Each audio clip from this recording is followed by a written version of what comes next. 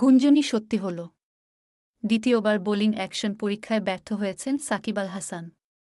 এজন্য আন্তর্জাতিক ক্রিকেটে ১ বছরের জন্য বোলিং নিষেধাজ্ঞায় পড়তে যাচ্ছেন তিনি। ইংল্যান্ডে প্রথম পরীক্ষায় ব্যর্থ হওয়ার পর সাকিব আল হাসান ভারতের চেন্নাইয়ে দেওয়া দ্বিতীয় পরীক্ষাতেও সফল হতে পারেননি।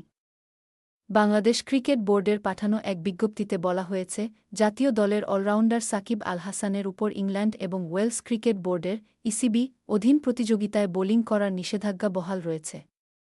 গত মাসে ভারতের চেন্নাইয়ে শ্রীরামচন্দ্র স্পোর্টস সায়েন্স সেন্টারে পুনর্মূল্যায়নের পর এই সিদ্ধান্ত নেওয়া হয়েছে। গত বছর সারের হয়ে কাউন্টি খেলতে গিয়ে সাকিবের বোলিং অ্যাকশন সন্দেহজনক হিসেবে রিপোর্ট করা হয়েছিল।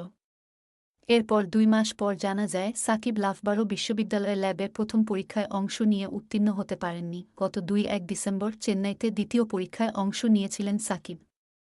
এদিকে বাংলাদেশ ক্রিকেট বোর্ড বিসিবি সাকিবের এই পরীক্ষার ফলের উপর নির্ভরশীল ছিল, বিশেষ করে চ্যাম্পিয়ন্স ট্রফির দলে তার অন্তর্ভুক্তি নিয়ে সিদ্ধান্ত নিতে।